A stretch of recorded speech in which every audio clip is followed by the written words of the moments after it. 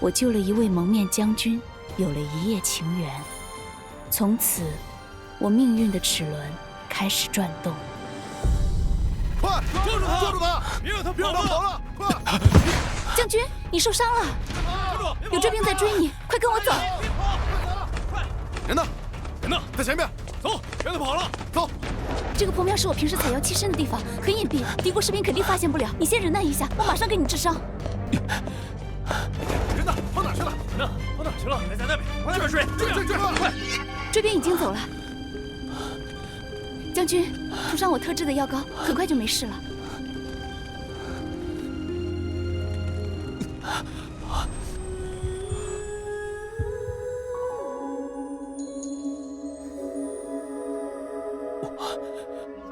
我要你，将军，你干什么？好难受，好难受。飞花毒，将军中了敌国特产飞花毒，一个时辰之内不与女子交合，就会经脉尽断，没有性命。你快走，我快控制不住了。可是如果我走了，你会没命的。杀了我，可保你民前。将军，民妇出身卑微，怎么值得将军以命相救？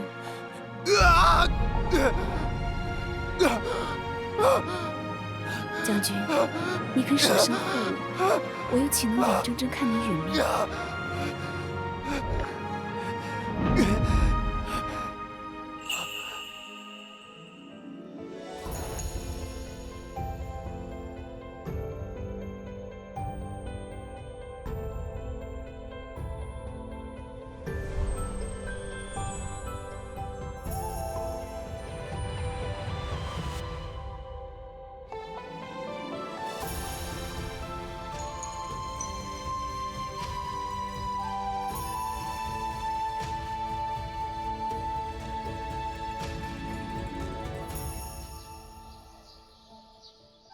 你舍弃清白救我，我此生定不负你。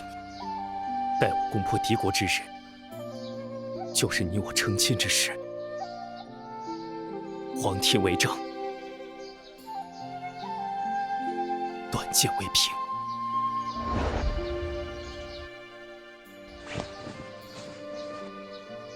将军，你我虽已有了肌肤之亲，但始终无名无分，所以我只能暂时离开。愿你沙场平安，不忘故剑之约。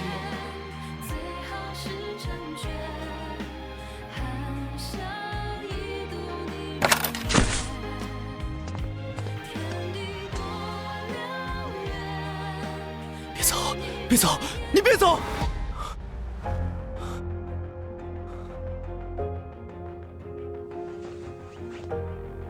皇上，微臣救驾来迟，还请皇上恕罪。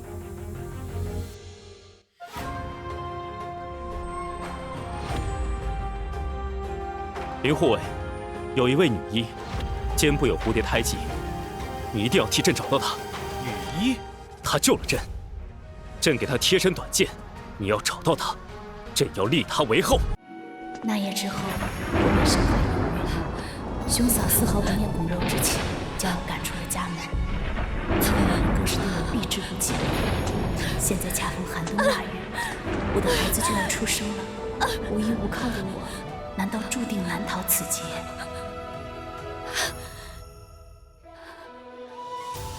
不，我不能放弃。将军还在战场浴血奋战，我怎么能轻易的自暴自弃？我要自己给自己接生，我要生下我们的孩子。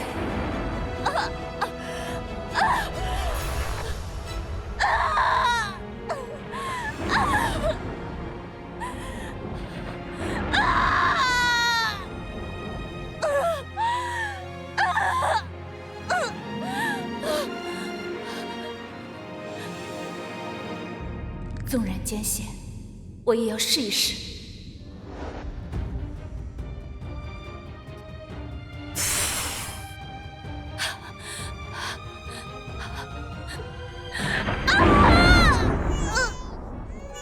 双胞胎，这是我拼命生下的双胞胎啊！多可爱的2个孩子啊！娘一定要抚养你们平平安安的长大，以后你们的名字就叫平平安安。有了你们，哪怕未来有再多的艰险磨难，娘也不会惧怕。林护卫，皇上，9个多月了，还没有那个女子的消息吗？臣无能，臣正在加派人手寻找，还请皇上以社稷为重，暂且回京。出发！皇上班师回朝，万民回避！皇上班师回朝，万民回避！皇上班师回朝，万民回避！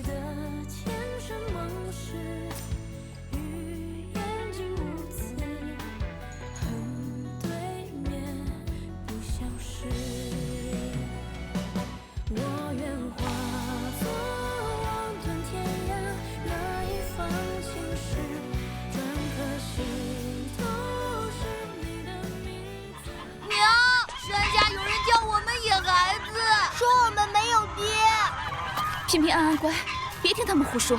你们有爹，那我们爹在哪里呢？你们的爹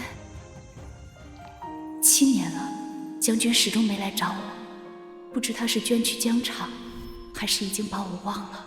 娘，你在想什么？乖，你们现在还小，有些事情啊，娘以后再跟你们解释。但是你们要记住了，你们有爹。而且你们的爹是一位大英雄。真的吗？7年来，山下人传我的风言风语从未停过。如果不闻不问，平平安安，将来如何抬头做人？平平安安，走，跟娘下山。孩子们，如果真的等不到你们的爹，就让娘来做你们的平安。起来吧，皇帝啊！你已经26岁了，至今尚无此嗣。孙丞相和其他重臣们在他们家族中选了一批秀女，定能让我们皇家开枝散叶。皇帝，如果这批不喜欢，那就换一批吧。好了，母后，儿臣还有要事，今日就算了吧。皇帝，眼下还有什么要紧的事比得过皇嗣？将来的锦绣江山，谁人继承？哀家如何面对列祖列宗啊？母后莫急，哀家如何不急？你不大婚不立后，哀家依你了。哀家只想让你选几个秀女，为皇家绵延子嗣。为什么你一个都看不上呢？母后，儿臣对这些庸脂俗粉实在提不起兴趣。你是想气死哀家不成？哀家不管，待会儿哀家挑几个秀女，从今天开始轮流侍寝。母后，你又何苦苦苦相逼呢？启奏太后，老奴倒有个愚见，16寓意多子，不如让民间1000名孩童进宫办个流花宴，说不定这么一祈福呀，皇家就开枝散叶了。好，好，就这么办。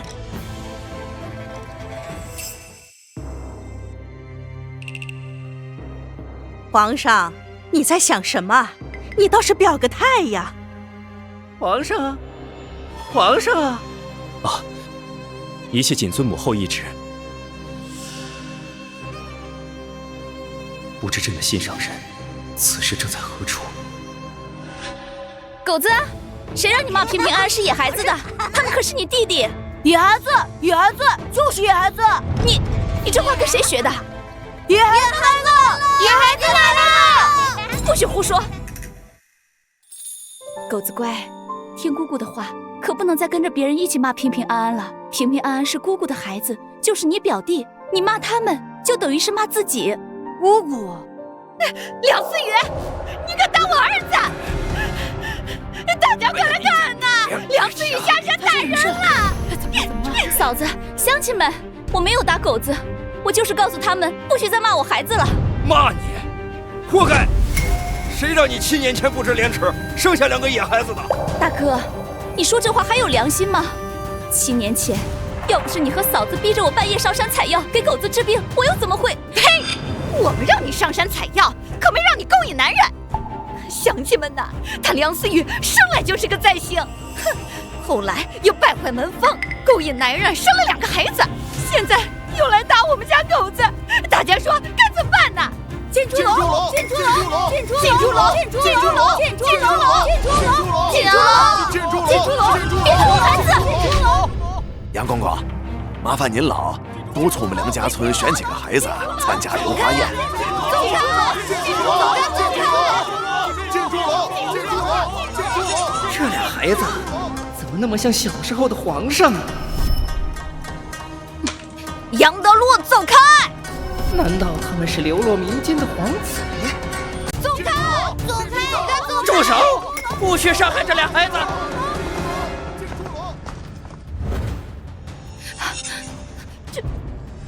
娘，他弯腰干什么？公公，您这是干什么？折煞我们了。这俩孩子是谁呀？回公公，这俩孩子可亲近不得。他们的娘梁思雨生来就是灾星，后来不知和谁苟合生下他们。瞧他们这不懂规矩的样子，冲撞了公公。梁思雨，还不赶紧跪下！请公公见谅。快起来，快起来！哟，这是咋了？这是杨公公，您太宽仁了，犯不着对这俩孩子这么客气。闭嘴！你才野孩子呢！这俩孩子叫……回公公，一个叫平平，一个叫安安。这俩孩子实实在在在我面前，不是幻觉。可是他们怎么会和幼年时的皇上长那么像？难道这女子曾经被皇上宠幸过？不对，皇上今年不过26岁，这女子看起来都40了。皇上怎么可能宠幸这么老的女子？难道这是巧合？可是这也太巧了。梁思雨，你带这2个孩子下山干什么？看把公公给气成什么样！族长，我就是来讨个公道。你们污蔑我可以，但是不能用那些混话伤害我的孩子。梁思雨，这就是你无理取闹了。你伤风败俗，未婚生子，还不许乡亲们骂。你早不下山，晚不下山，偏偏这时候下山，冲撞了杨公公。杨公公是什么人？他跺脚，咱们全村都完了。从小算命的就说你是灾星，果然应验了。今天说什么也不能留你们了，乡亲们，抓住他们！是，抓住他们！抓住他们！抓住他们！谁敢伤害我们，我就跟他拼了！你还敢嘴硬？你敢打我娘，我饶不了你！杨德禄，我饶不了你！老奴该死！老奴该死！怎么跪下了？老奴该死！老奴该死！公公，你老是给我们下跪干什么？快请起！梁思雨，你这灾星肯定有妖法，连杨公公都被你蛊惑了，给我打！是，平平，快跑！不要管娘！住手！我看谁敢动他们！公公，您老到底是怎么了？公公宅心仁厚，民妇感激不尽，只求公公帮我们主持公道，让族长惩罚我一人即可，放过我的孩子们。公公，求您救救我娘吧！快起来，快起来！我可担当不起呀！梁富贵，你听好了，这俩孩子咱家选中了，要带进宫参加流花宴。这公公使不得，万万使不得！梁思雨，这可是为皇上祈福的流花宴，太后的赏赐能少？多少人求着想参加，咱家还不答应呢。这俩孩子跟皇上小时候一模一样，还是让太后见见的好。回公公，民妇只想和孩子们过平凡安定的生活，不图大富大贵。梁思雨，依咱家看，你要是不带着这俩孩子进宫，只怕梁家村没有你的容身之地呀。这……行了行了，梁富贵，我就要这俩孩子，就这么定了。公公，您这不是为难我吗？这俩孩子的出身确实不干净啊！您真要带他们，好歹也带个身家清白的孩子陪着呀。是啊，公公，我和狗子他爹可是明媒正娶，8抬大轿。行了，只要这俩孩子进宫，其他的一切都好说。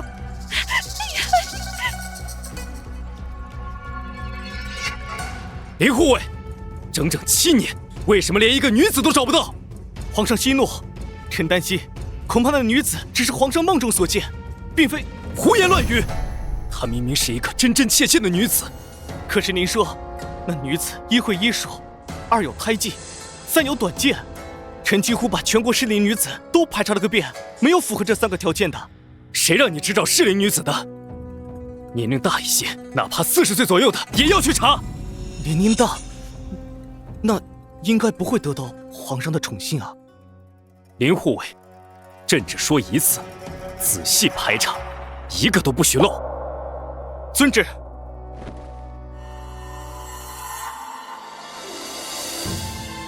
就算天涯海角，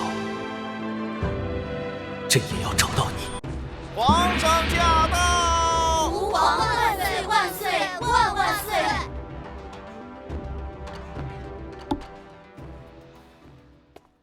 娘，皇上到底长什么样子？我们可以看一看吗？嘘，宫里有规矩，不能抬头看皇上。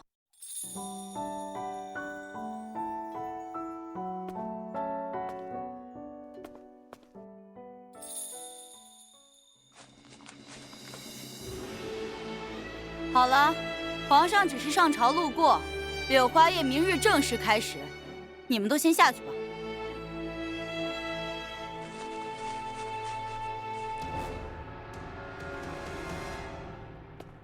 梁思雨，等等！你胆子不小啊，随便捡2个孩子就敢进宫？回嬷嬷，民妇不敢，这2个孩子是民妇亲生的。胡说！你起码40岁了，怎么会有这么小的孩子？嬷嬷，你还不知道呢，这梁思雨呀，生来就是灾星，都32岁了，都没人敢娶。她自己倒是耐不住寂寞，未婚先孕，生了2个野孩子。嬷嬷啊，你看我提供了这么重要的情报，我们家狗子能不能面圣啊？您放心，我们家狗子呀，可是身世清白，比生2个野孩子呀强多了。嫂子，你嘴巴放干净点，你可以侮辱我，但不能侮辱我的孩子。我就侮辱你，怎么了？哼，野孩子，野孩子，你2儿子都是野孩子，你……好啊，这么多年以来，我顾念着兄妹之情，处处忍让你和大哥，没想到你们变本加厉，处处欺辱我。从今天起，咱们1刀2断，各走各路。走，你往哪里走？嬷嬷，你为何要为难我？是你跟太后为难，你串通太监杨德禄，跟太后说什么这2个孩子像皇上的规划，你到底是何居心？我从来没有说过这种话。难怪那个杨公公非得带他俩进宫，肯定有阴谋。嬷嬷，我与杨公公从来不认识，如何能和他密谋？再说了，民妇就是有天大的胆子，也不敢冒充皇嗣啊。你嘴挺硬啊，不知道有没有我的真硬？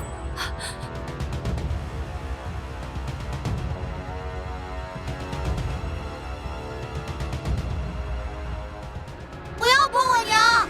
走开！平平安安，没事吧？没事吧？我扎你这个伤风败俗的东西！住手！这个声音怎么那么像蒙面将军？将军，是你吗？皇上，皇上万岁万万岁！是皇上，民妇参见皇上。卢嬷嬷，吵吵闹闹，成何体统？皇上，是这个叫梁思雨的不守规矩。罢了，他们初来宫中，难免不通宫中礼仪，不要为难他们。可是皇上，他怎么？你想抗旨吗？奴才不敢。起来吧。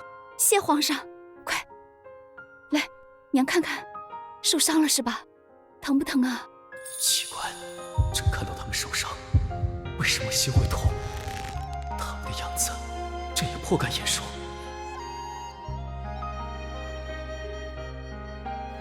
你们受伤了，快去太医给孩子疗伤。皇上，不敢劳烦太医，民妇粗通医理，可以给孩子治伤。这声音怎么如此像他？而且他竟然也通医理。放肆！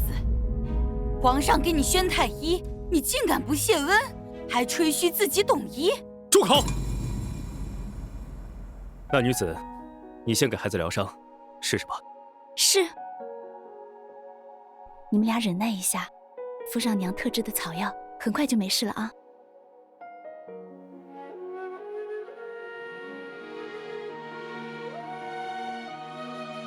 像，宝藏的手法很像他。那女子，朕问你，你身上可有短剑？皇上怎么知道我身上有短剑？皇上，这梁思雨身上怎么会有短剑？那不成了束弓行刺了？你给朕闭嘴！皇宫危机重重，还是小心谨慎的好。回皇上，民妇身上没有短剑。这样啊，你抬头来，看看这块手帕。皇上，万万不可让他抬头，这不合皇家礼仪。住嘴！快抬头！遵旨。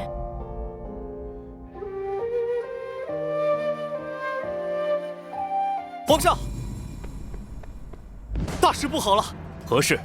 敌国来犯，已攻破2座城池。可恨的敌国！7年前，朕曾率兵将敌国击退，如今还敢卷土重来。传朕旨意，召集众大臣，殿内议事。是。皇上，皇上，你这个不知廉耻的女人，还想勾搭皇上？嬷嬷，我没有，我只是觉得皇上像我一个故人，我想看看皇上。大胆！你算什么东西？也敢看皇上？我先刮花了你的脸，看你还敢不敢勾引皇上？娘，娘，不要！你们干什么？你们干什么？娘，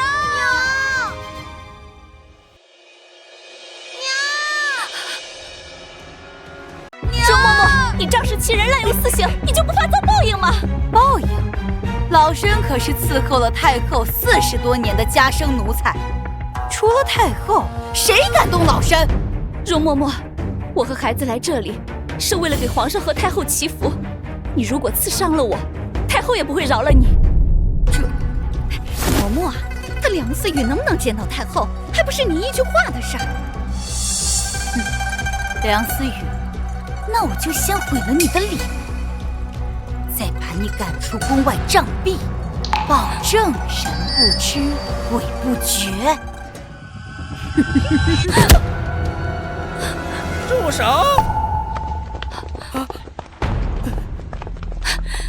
嫔嫔，安安，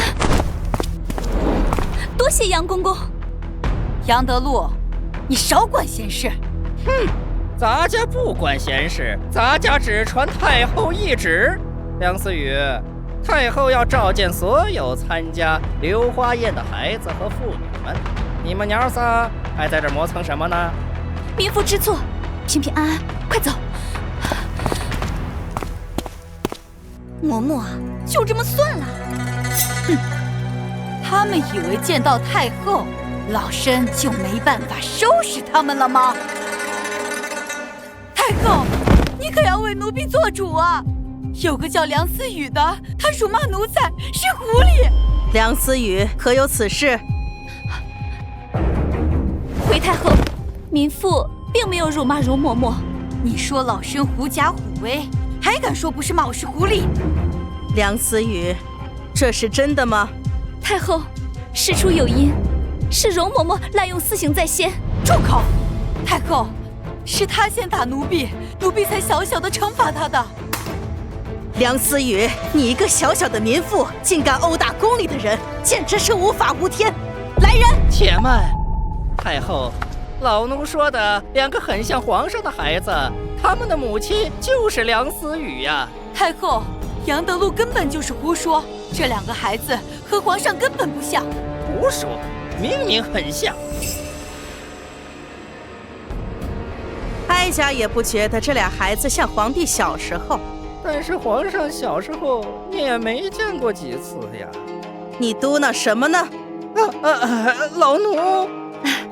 回太后，杨公公的意思是，皇上小时候的模样，您并没有见过多少。大胆！哪有你说话的话？容嬷嬷，民妇虽出身乡野，可也听私塾先生说过宫里的规矩。皇子出生以后，需寄养在宫外，以求身体更加康健。所以，皇上小时候的模样，想必太后见得不多。放肆！皇家事岂容你一个乡野女子多嘴？来人！他说的倒也不错，想不到这女子出身乡野，却颇有见识。杨德禄，起来吧。谢太后。太后，您不妨多看这俩孩子几眼。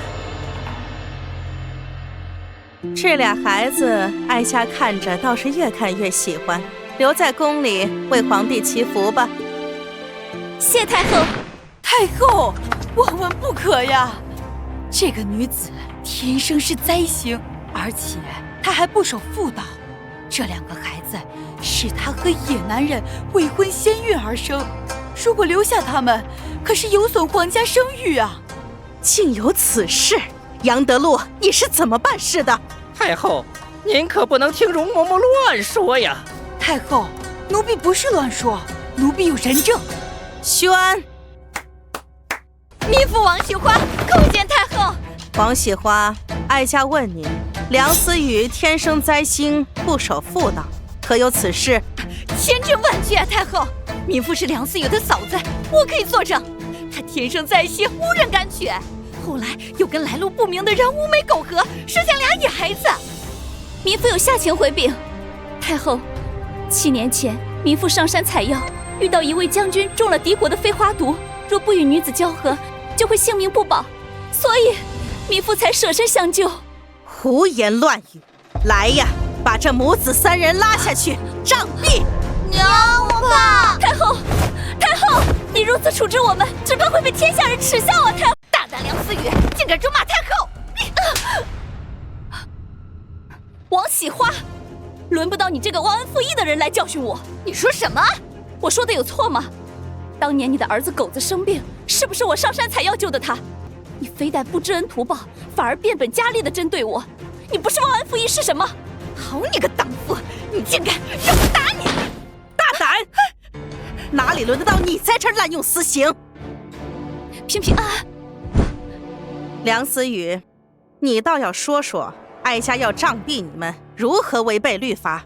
说不出来，哀家会加倍惩罚。太后，我朝一向以保护孩童为百年大计，律法更是明言，8岁以下孩子即使犯下滔天大罪也要赦免。可我的2个孩子今年刚刚7岁，太后，民妇没有说错吧？这哀家一时气愤，竟然忘记了。大胆，还敢拿律法当挡箭牌？我朝律法保护的可是清白人家的孩子，岂能保护你这俩野孩子？是啊，太后，这俩孩子就是野孩子。当初我和他大哥亲眼看到他跟人苟合的。王喜华，你嘴里从来就没有一句实话。梁思雨，哀家给你一个机会，你刚才不是说这2个孩子是本朝中一位将军的孩子吗？你倒说说是哪位将军，说得出来，哀家就网开一面，说不定还能让你们破镜重圆。这回太后，民妇只知道他是一位蒙面将军，实在不知道他姓甚名谁。梁思雨，你连跟你苟合的人姓名是什么都不知道，你还真不要脸呢！太后，民妇敢对天发誓，所言句句属实。太后，这女子刁滑无比，不可信她的鬼话。我朝哪来的什么蒙面将军呀？来呀，把这个寡贤廉耻的梁思雨立刻杖毙！平平安安，太后，太后明鉴啊，太后！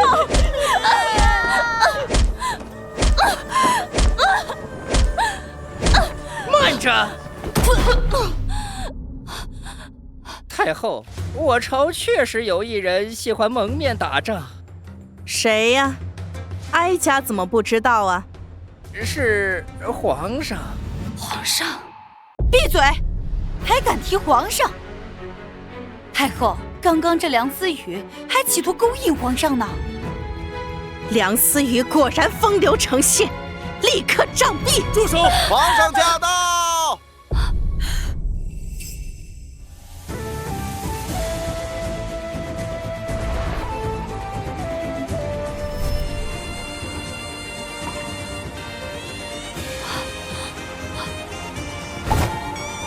朕不允许任何人碰他一下。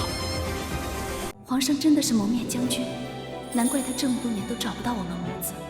我一个乡野女子，又如何配得上他？可怜平平安安，此生怕是再也不能和亲爹相认了。求求你救救我娘吧！为什么就要看到这两个孩子哭，朕就如此心痛？朕会的，去找你娘吧。不怕不怕，娘没事啊。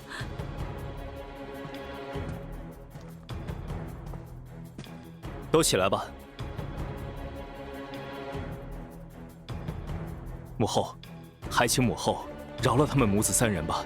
皇上，一个小小的梁思雨还劳你的御驾，难不成你真被他所迷？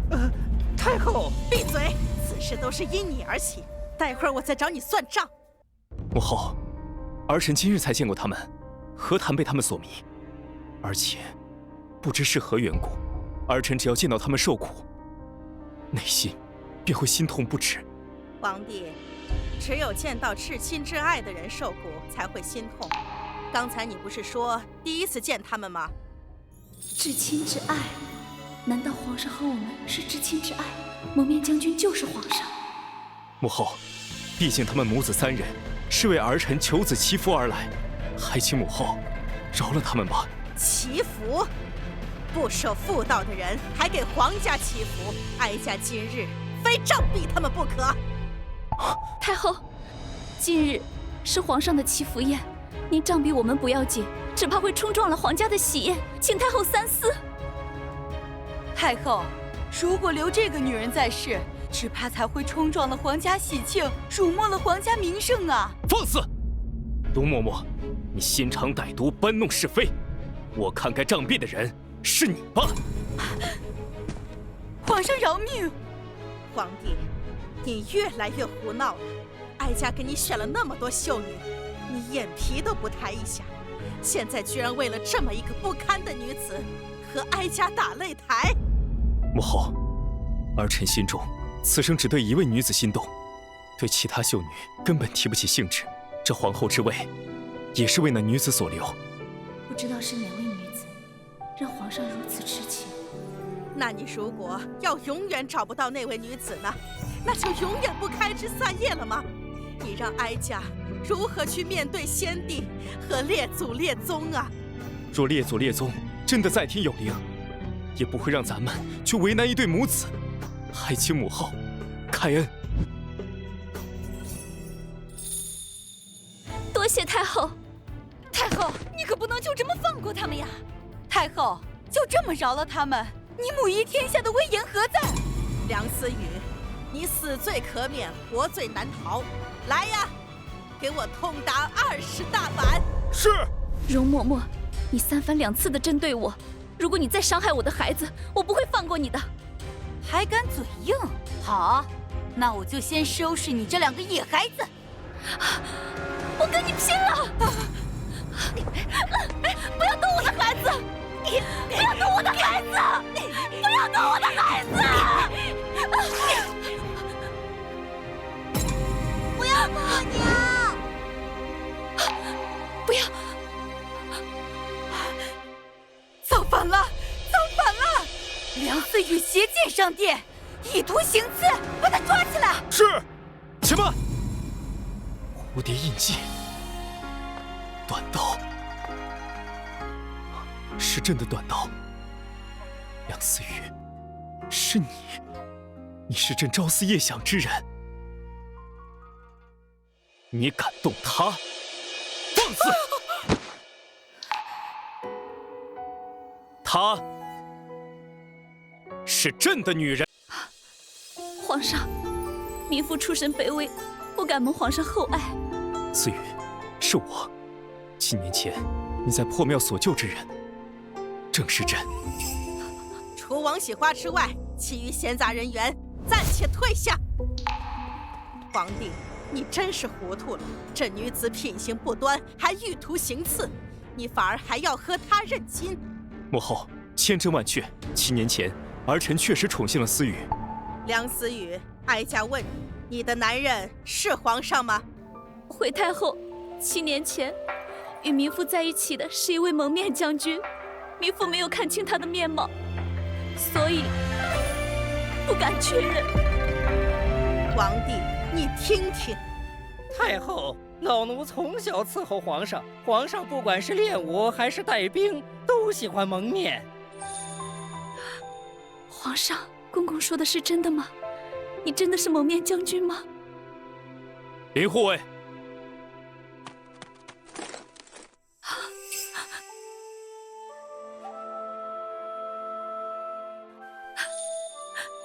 是皇上，是皇上！我的蒙面将军，居然是皇上！你知道吗？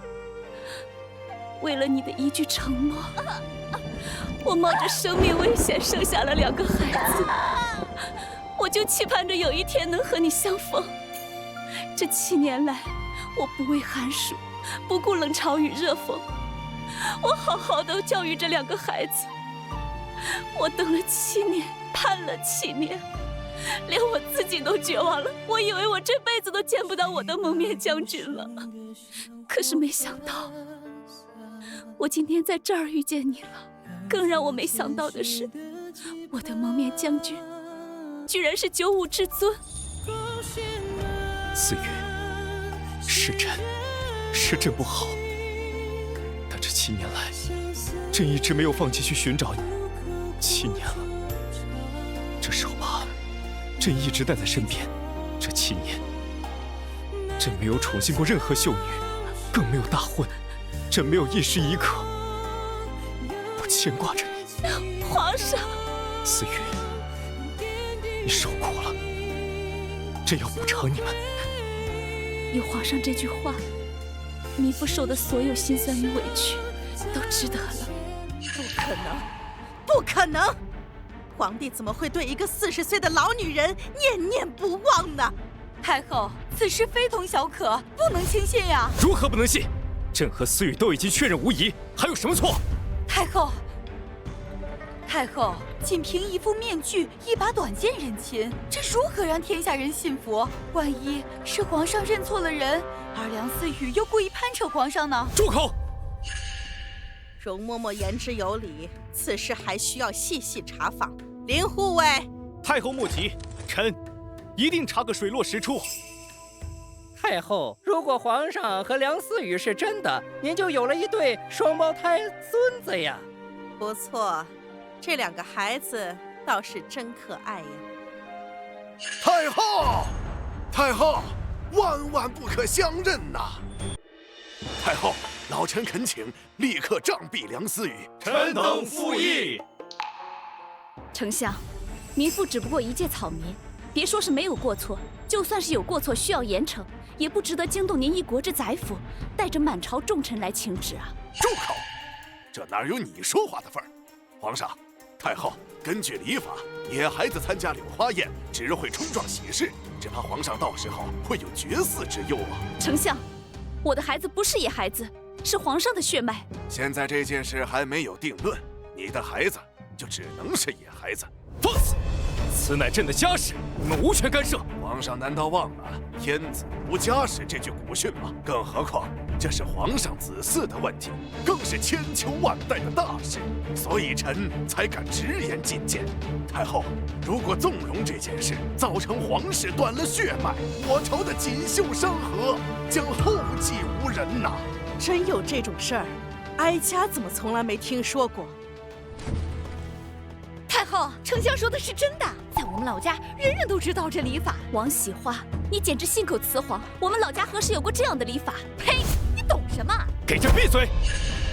请太后明鉴。丞相，可有破解之法？微臣刚刚已经说过，立即杖毙梁思雨和他的2个孩子。没错，太后，民妇老家有人这样做过，后来添了7、8个孙子呢。王喜花，你还有没有良心呢？民妇所言句句属实。太后，当断不断，必受其乱啊！为了皇家血脉，哀家也只能狠一回心肠了。来人呐！且慢！来人，把这个妖言惑众的女人拖下去，杖毙！皇上饶命！梁思雨，你这个灾星，还不赶紧替我向皇上求求情？我可是你亲嫂子呀！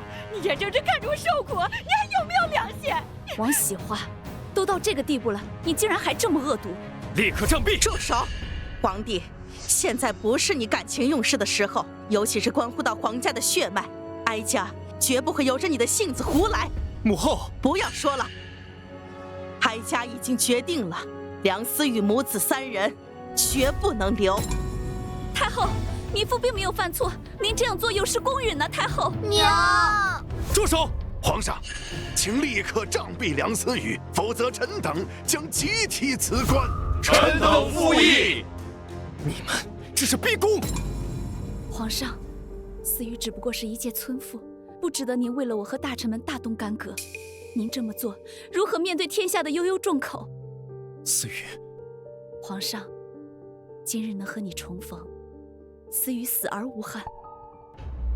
或许我们今生注定有缘无分。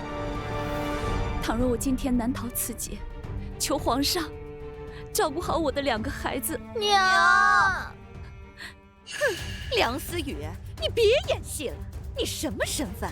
你会有这样的幸运能怀上龙种？王喜花，我敢用我的性命担保，我的2个孩子是皇室血脉。你敢用你的性命担保？你说的都是实话吗？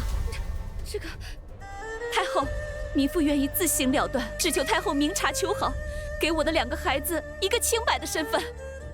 娘，思雨，不可！皇上，梁思雨言之有理，不可犯了群臣众怒啊！她是朕的女人，朕誓要护她周全。思雨，不可！娘，皇上，国事为重，有你这句话，思雨死而无憾。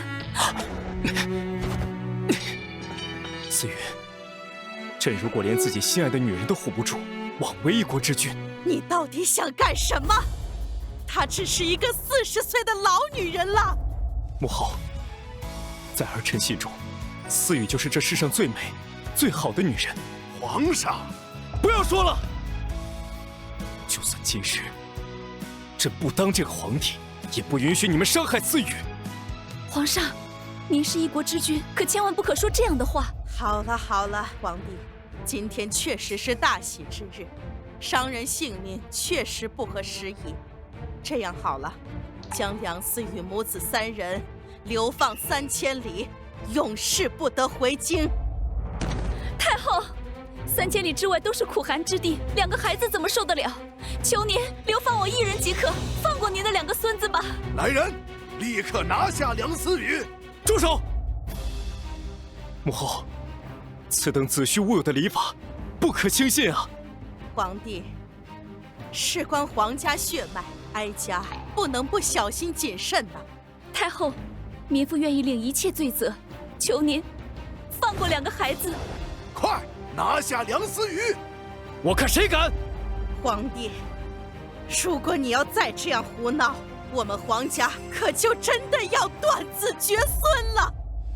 太后，皇室没有断子绝孙，您的2个孙儿就在您眼前，求您庇护他们吧。大胆！这都什么时候了，还敢拿野孩子来冒充皇家子嗣？梁思雨，你年过40，7年前也30多岁，哀家实在很难相信皇帝会宠幸你。哀家猜测，毕竟当时皇帝年轻，被你勾引所致。太后，臣已查明所有真相。太后，民妇当年并没有有意勾引皇上，否则愿遭天谴。住口！林护卫，查到什么，你要一五一十地讲出来。如有半点谎言，哀家绝不饶恕。臣不敢。臣审问当时的敌国俘虏， 7年前，皇上的确中了飞花毒，不和女子交合便会有性命之忧。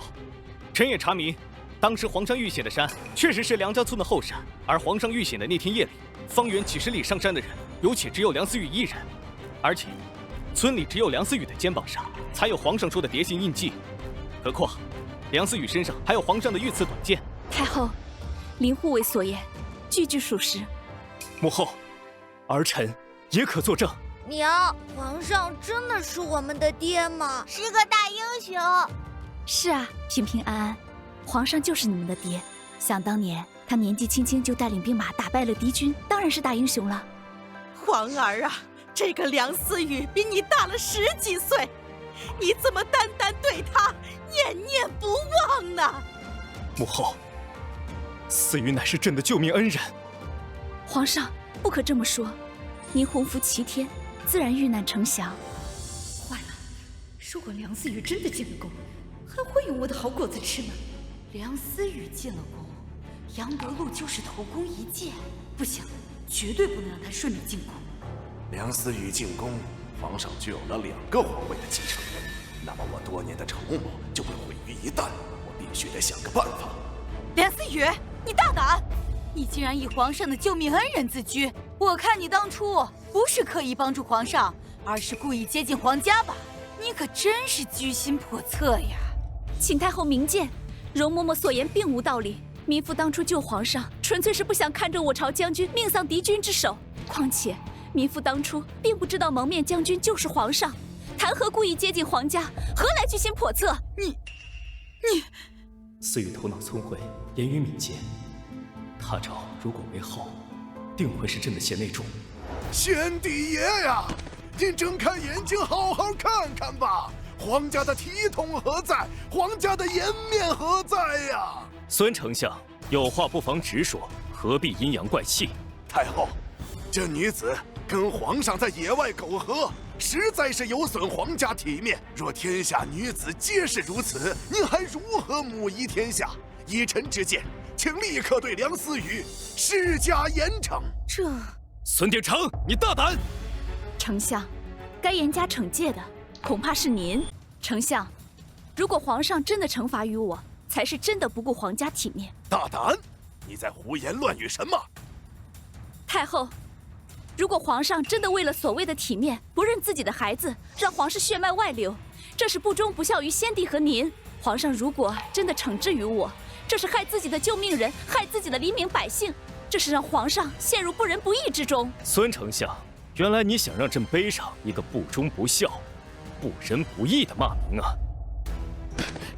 太后，梁思雨不能进宫，她天生灾星，如果贸然进宫，恐怕对皇上的龙体有损害呀。王喜华，这简直是无稽之谈，我如何是灾星了？你难道不是吗？你32岁了都无人敢娶，村里人都说了，谁要娶了你，纯宝刀大名。这些根本就是无稽之谈，请太后明鉴。太后，近几年京城总有小儿闹病，怕是皇上招惹了梁思雨这个灾星所致。皇帝，这个梁思雨如果妨害人，那确实对江山不利，你不能认。不，太后，民妇粗通医理，初来京城时也曾观察过生病小儿的状况。依民妇看，这并非什么邪祟，而是井水不洁所致。一派胡言！井水不洁，太医们怎会不知？太后，民妇配制了药粉，只需要按方给小儿们服用，病痛自解。同时，再把大剂量的药粉撒入井水之中，井水自解。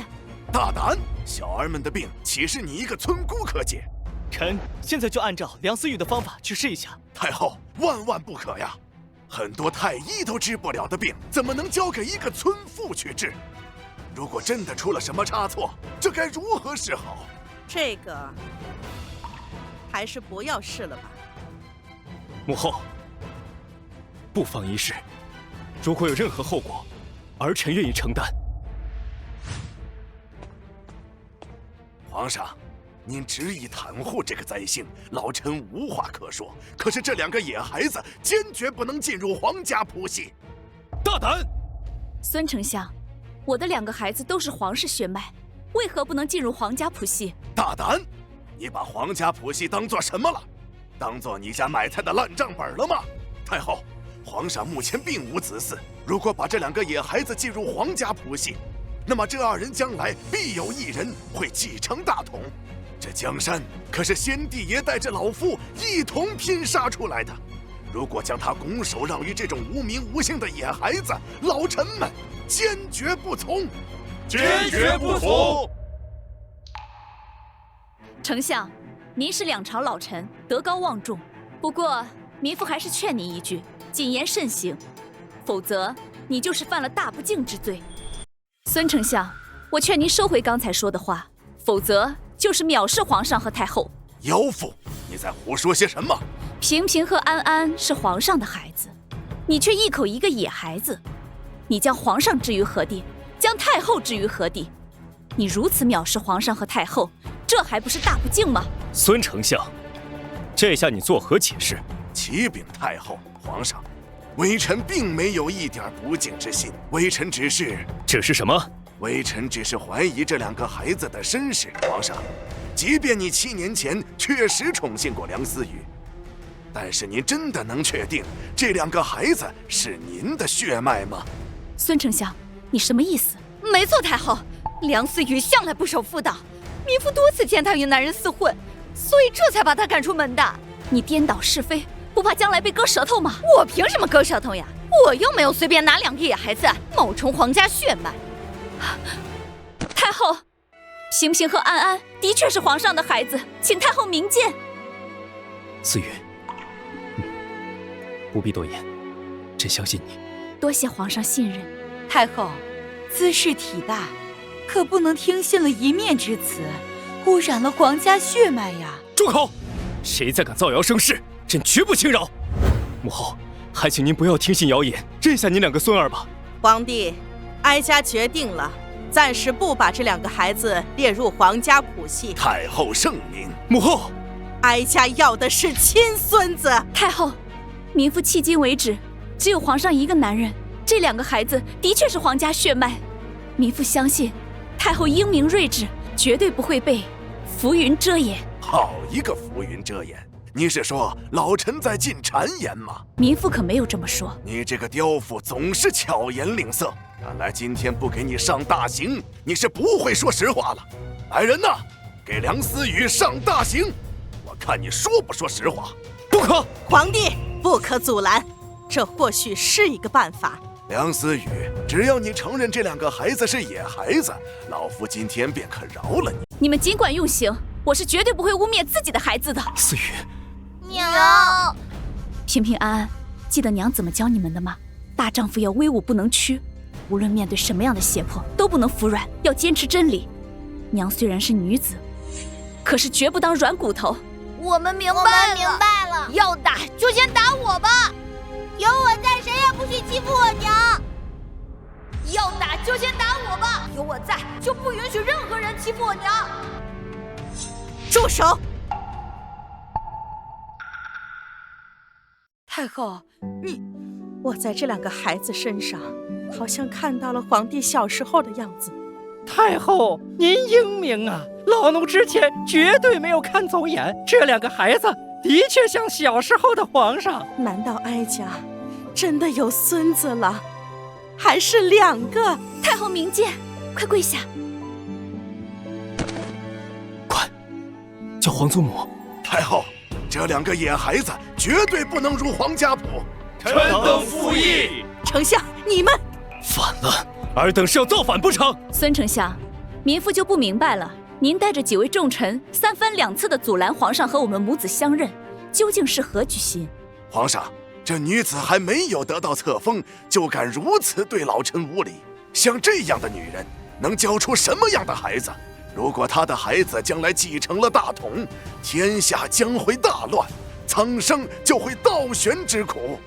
皇上、太后，救救天下，救救黎民百姓吧！皇上和太后只是想认回自己的血脉，怎么就会天下大乱？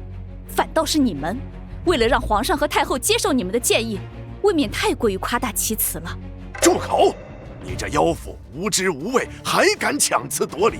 前朝发生多少惨剧，都是与后宫和子嗣处理不当有关。太后，如果您执意认这2个野孩子，我朝的锦绣江山将不复存在呀！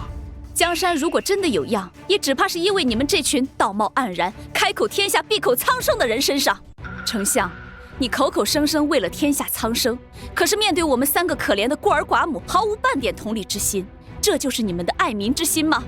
你识君之路，为君分忧。你们明知道皇上和太后因为子嗣的问题而忧愁，却几次3番的带领重臣阻拦他们和我们母子相认，这就是你们的为君分忧吗？孙鼎丞，这下还有什么话好说？皇上，老夫以性命担保，这2个孩子绝对不是皇家血脉。孙丞相，你是国之重臣，说话可要负责任。老臣当然可以负责。皇上，太后，您想想，这女子要是真的怀上了皇上的血脉，早就该进宫认亲了，何必要等到现在呢？民妇早就说过了，我当年并不知道那个人是皇上，这只是你狡辩而已。就算你说的是真的，那你嫂子呢？你嫂子可是你的直系亲属，连她都指责你品德不端，你还有什么话说？没错，太后，民妇早就说过了，这梁思雨7年来撕毁过不少男人。太后，王喜花是存心污蔑，请太后明鉴。母后，儿臣相信思雨，她绝不会是这种人。太后，太后，好了，梁思雨，哀家问你，你家还有何人？民妇家里还有一位哥哥，名唤梁志刚。传梁思雨的哥哥梁志刚当殿对质。传梁思雨哥哥梁志刚进殿。草民梁志刚叩见太后。起来吧。谢太后。你妹妹梁思雨到底人品如何？回太后，草民可以作证，梁思雨就爱招惹男人，所以名声不好，到了30多岁还嫁不出去。大哥，你说这样的话还有没有良心？从小到大，如果不是我上山采药贴补家用，你又怎么能娶了王喜花？还有，你们的儿子狗子生病，又怎么可能活命？别翻旧账，我们夫妻俩都作证，你不守妇道。你们一会儿说我是栽星命嫁不出去，一会儿说我不守妇道嫁不出去，我看你们就是胡说八道。太后，您可听见了？梁思雨家2口人全都能证明他不守妇道。太后，现在事情已经很清楚了。如果梁思雨真的怀了龙种，像她哥嫂这样的人，岂能不愿意当皇亲国戚？丞相言之有理。太后，像梁思雨这种不守妇道，还利用野孩子冒充皇家子嗣的女人，就应该打入天牢。太后，民妇是被冤枉的，请太后明鉴。来人呐，把梁思雨抓起来！谁敢动思雨，朕诛他9族！朕倒要看看谁敢动他1下。皇上，不可因为我失了体面。无妨。皇帝，你为了一个40岁的女人，成何体统？太后，这个梁思雨一定会什么妖术，所以才迷惑了皇上。臣建议将梁思雨立即拿下，立刻杖毙。孙鼎丞，你给朕闭嘴！皇上，老臣求你了，你快清醒点吧！求皇上清醒过来吧！朕现在比任何时候都要清醒。皇儿，你看看你现在都成什么样子了，还说清醒？太后，皇上虽然过激，可是也是为了保护自己的至亲至爱，是人之常情。如此一个能保护自己至亲至爱的皇上，必定是能体恤万民的皇上啊！皇上万岁！皇上万岁！皇上万岁！太后，梁思雨的哥嫂已经证明了，这2个野孩子根本就不是皇上的骨肉，谈何至亲至爱？皇上一定是被这个妖妇给迷惑了。恳请太后明鉴。好了，哀家有主意了。梁思雨，哀家问你，你和皇上邂逅是几月？回太后，是当年3月。那这2个孩子又是几月出生的？是当年腊月。大胆！按你所说，这2个孩子根本不足10月，可见根本不是皇家血脉。太后，平平安安是早产儿，所以民妇才给他们取名叫平平安安，以求他们能够顺利平安的长大。太后，梁思雨根本就是在撒谎！住口！梁思雨，哀家再问你，你说他们是早产儿，当日的接生婆是谁？你可敢让他们当殿对质？回太后，民妇当年生产时，并没有接生婆，是民妇自己接生的。双胞胎这是我拼命生下的双胞胎啊！思雨，你这些年究竟吃了多少苦？朕真是惭愧无比。无妨，民妇这些年所有的委屈都值得，因为这7年来，你也在想着民妇。荒谬！哪有自己给自己接生的女子啊？普通民妇也许不行，但是民妇自幼学习医术，粗通医理。你别扯了，我们亲眼看到你和别的男人厮混。没错，80%是别的男人的。任何谎言，朕都不会动摇。朕相信你，思雨。太后，这2个孩子的确是皇家血脉，请太后明鉴。住口！你这妖妇铁证如山，你还敢狡辩？太后，这俩孩子就是昨夜生的。梁思雨她在撒谎。没错，草民可以作证。太后，不处此妖妇，不足以平民愤呐。皇帝，事到如今，你如果还护着梁思雨，哀家绝不答应。给我狠狠地打这个胆大包天、不知廉耻的梁思雨！不要打我娘！平平安安不怕。梁志刚，你为何要诬陷我？诬陷你？我说的句句都是实话。你敢诬陷思雨，朕要把你扒皮抽筋！皇帝，事关皇家血脉，你不能威胁证人呐！坏人，你们都是坏人！你们为什么欺负我娘？来人呐，给我痛打梁思雨！娘！思雨，梁思雨，你要不想挨打可以，你只要承认这2个孩子不是皇上的，老夫便可以网开一面。性命固然重要，但是我的名节和2个孩子的名声更重要。你们给我听清楚了，我的孩子就是皇上的。死不悔改！来人呐，给我打！母后，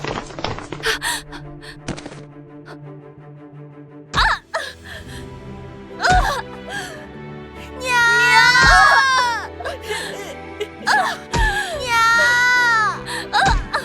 梁志刚，你全然不念一点兄妹之情吗？你傻呀！如果让他跟皇上认了亲，当了娘娘，还有咱们的活头吗？是啊，梁思雨会报复我们的。哼！梁志刚，有本事看着我的眼睛说话！不要打我娘！平平安安。退下！思雨，今日只要有朕在，朕不会让任何人伤害你。皇上，这妖妇不守妇道，还妄图攀龙附凤，你还护着她干什么呀？丞相，你这是妄加揣测，民妇根本没有攀龙附凤。不攀龙附凤，你进宫来干什么呀？那是因为杨公公说我的孩子像皇上，所以非要带我们来进宫的。杨公公从小服侍皇上，连他都说我的孩子像皇上，为什么你们就是不肯承认？杨德禄，哀家的流华宴都被你搞砸了。太后，我看这杨德禄和梁思雨早就串通好的，必须要严加拷问。容嬷嬷，你还真毒啊！太后，老奴也是害怕皇家血脉外流啊！拉下去！慢着，太后，民妇有一个办法，请杨公公帮忙，可以证明民妇的孩子就是皇上的。思雨，你有什么办法？请皇上和太后给1炷香的时间。哼，你这妖妇，1炷香的时间，你还想挣扎吗？你这2个孩子不可能蚯蚓变金龙。母后，不妨一试，有任何后果，儿臣愿意承担。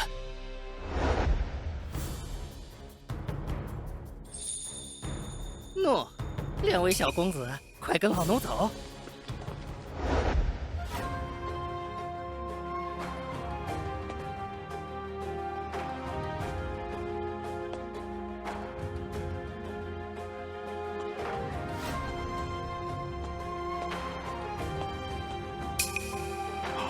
皇儿，还是2个皇儿。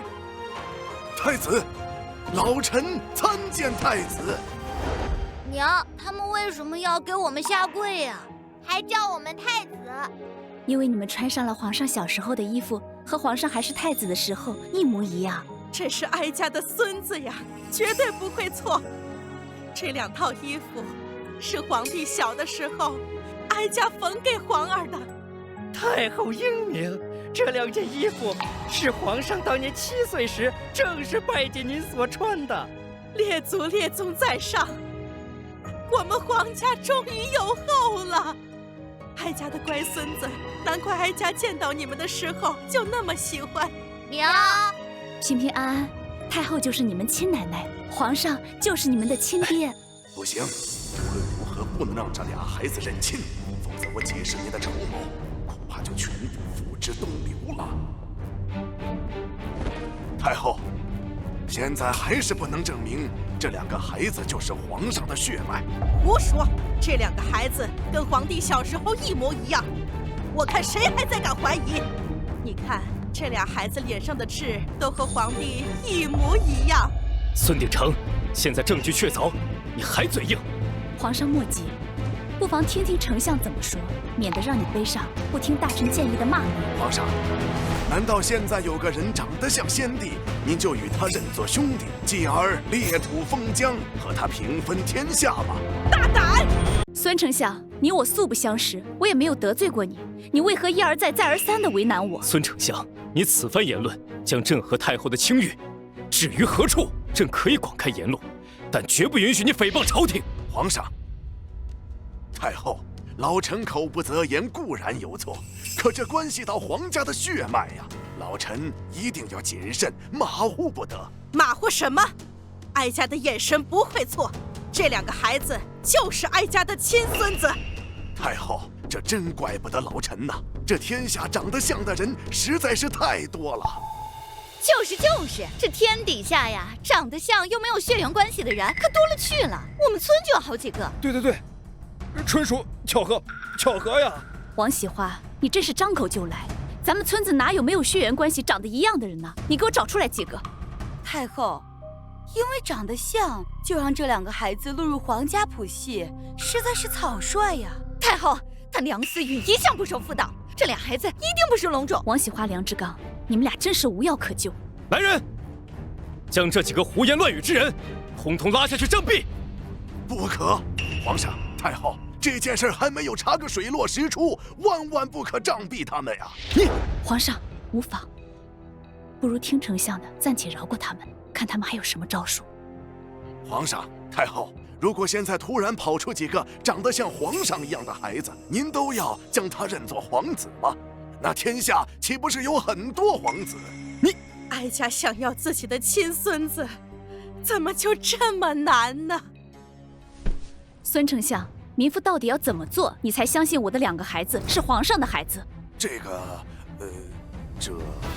太后，看来只能按照宫廷验亲的最终法子，滴血认亲了。不可，滴血验亲的话，皇上需要流血，有损龙体，这样也有损皇家颜面。哼，梁思雨，我看你是心虚了吧？对，没错，你就是心虚了，不然你不会不敢滴血验亲吧？闭嘴！朕意已决，滴血认亲。皇帝，不可呀！母后，无妨，朕要给思雨和他们母子三人一个真正的名分，让他们洗尽冤屈。这个梁思雨自称赌医，第一反应却是不敢滴血认亲，看来这俩孩子的身世必有蹊跷。皇上，如果您与这两个孩子的血不能相容，臣恳请立刻杖毙梁思雨。不行，朕不允许任何人伤害思雨。皇上，无妨。孙丞相，民妇敢承诺，但是如果我孩子的血和皇上的血相融了，你拿什么作赔？老臣以性命相抵。你们呢？赔就赔，我们也拿性命抵。好，取水来。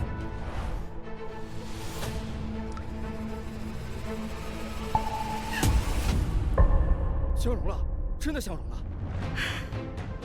现在你们还有什么话可说？平平安安的血和皇上的血相融了，你们说的话还作数吗？你们的命该不该赔？没想到他真的是皇家血脉。完了，这下全完了。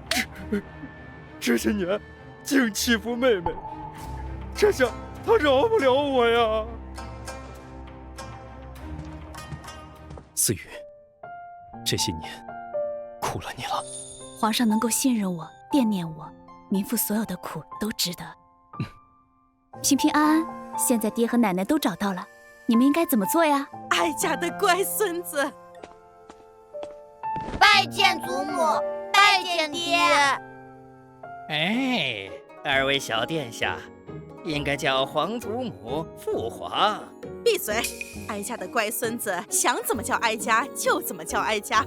哀家的乖孙子，来，让哀家好好看看你们。平平安安，不可坏了礼数。我们不能坏了礼数。好孙子，真是哀家的好孙子。思雨，这些年你受了这么多苦，还能把哀家的孙子教育得这么好，哀家真不知道怎么感谢你呢。太后谬赞了。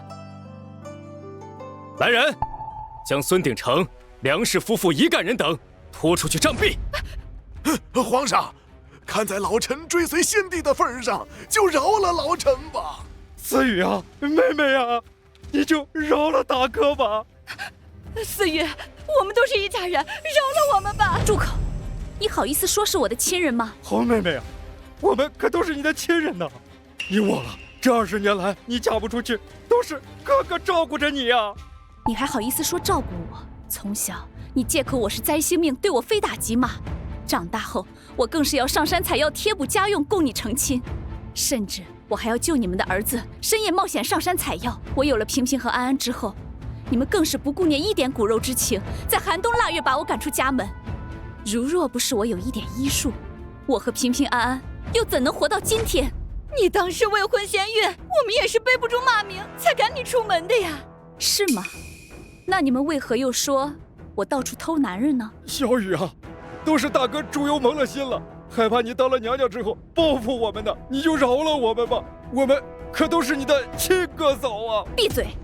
我没有你们这样的哥嫂，你们的所作所为，就是有100条命也不足以弥补。梁志刚、王喜华，你们的所作所为，就是死1000次、10000次，也都是咎由自取。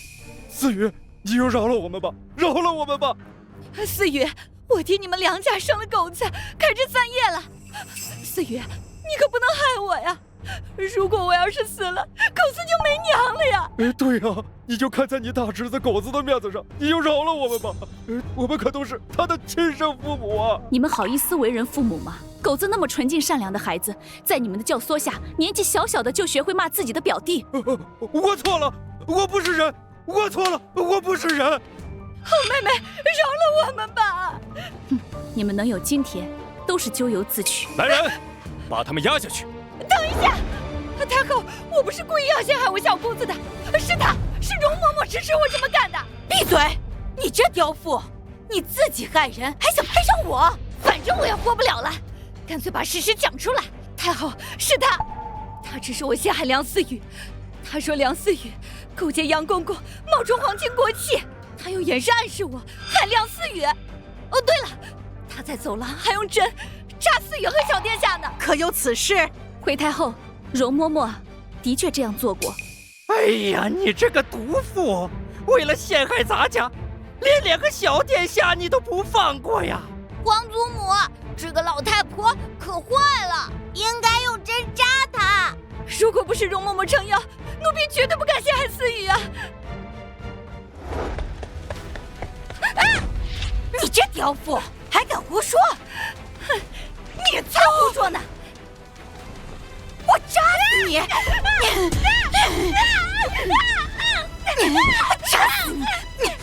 大胆容嬷嬷，你竟敢在皇上和太后的面前行刺！皇上，先帝也曾经说过，老臣除了犯谋逆之罪，否则免死。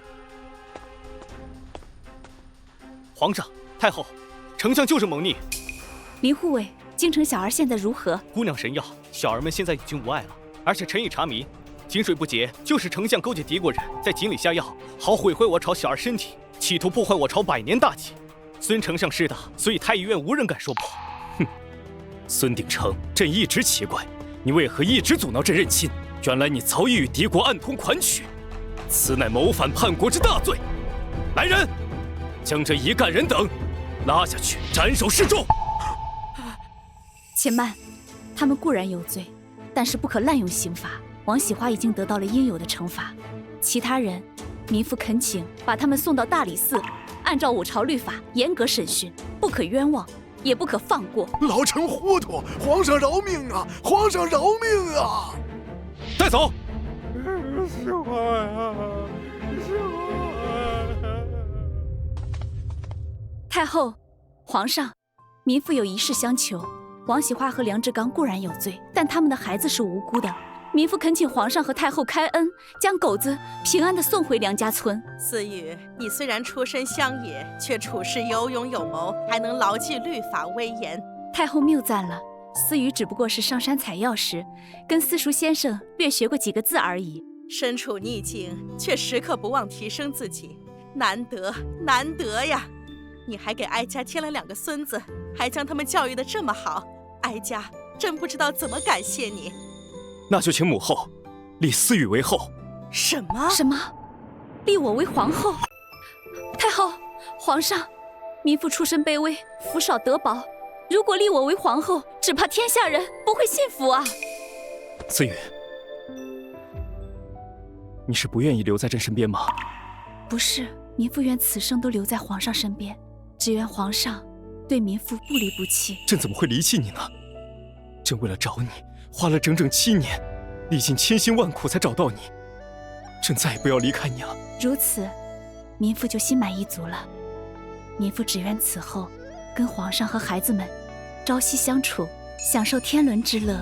不行，你经历了这么多，朕意已决，要立你为后。好了，皇帝，难得思雨深明大义，我看就不如先封个贵妃吧。母后不可，思雨救过朕的命，还为朕生下2个皇子，于情于理都应该封思雨为后。皇儿，思雨她毕竟顶着灾星之名啊。回太后，臣此前跟随皇上作战，屡战屡败，一度遇险。自从皇上邂逅思雨姑娘以后，臣跟随皇上与敌军作战，屡战屡胜。没错，母后，思雨还救助这么多小儿，于国有功。即日起，朕当昭告天下，封思雨为皇后。思雨不但不是灾星，还是朕的福星。可是思雨的年纪毕竟……母后，你也知道，自从儿臣班师回朝之后，就再也没有宠幸过其他秀女，也唯有思雨一人。所以，朕这一生除思雨之外，绝对不会再娶第2个人。皇帝，你这是何苦呢？母后，您想让百官听到宫中秘闻吗？也罢，哀家做主，今日起封梁思雨为皇后。皇上，太后，民妇实在不敢舔居皇后之位。你怎么还自称民妇啊？你不做皇后，难道让皇帝永生不大婚吗？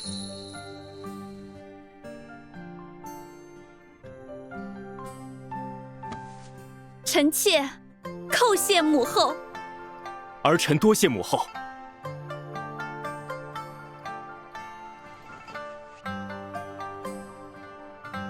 皇上，臣妾此刻只觉此生再无遗憾。不，还有一件事没完成，朕还欠你一场盛大的婚礼。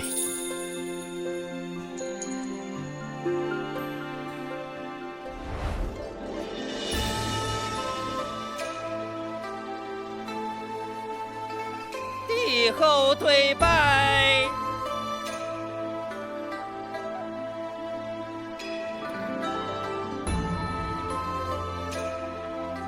参拜太后。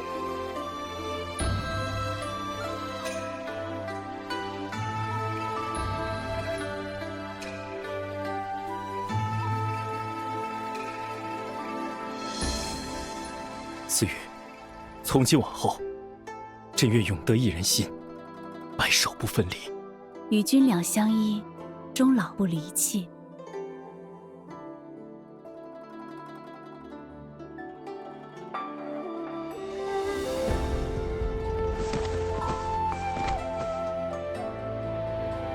拨开迷雾有苍天，守得云开见月明。只要不离不弃，定能峰回